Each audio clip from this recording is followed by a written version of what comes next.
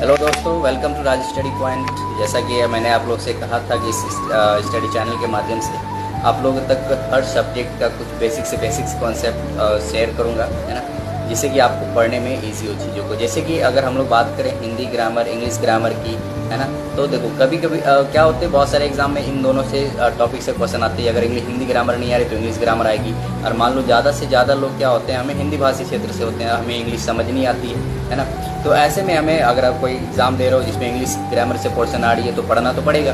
तो ऐसी स्थिति में क्या करेंगे, अगर आप हिंदी भाषी क्षेत्र से हो, अगर आपको हिंदी ग्रामर की नॉलेज है, समझ है अच्छी खासी, और इंग्लिश की सेंटेंस को आप अच्छे से पढ़ लेते हो, समझ जाते हो, है ना। और इंग्लिश ग्रामर को समझने के लिए क्या करनी है, आपको हिंदी ग्रामर का जो चैप्टर को पढ़ेंगे, है ना, उसी चैप्टर को अगर आप इंग्लिश में जाकर के पढ़ते हैं, मान लो जैसे हिंदी में आपने संज्ञा पढ़ लिया, उसी तरह से इंग्लिश में जाकर आप नाउन को अगर पढ़ लेते हैं तो ज़्यादा बेहतर आपकी अंडरस्टैंडिंग उसमें बन पाएगी, है ना। तो एक बार ट्राई करें, कोशिश करें।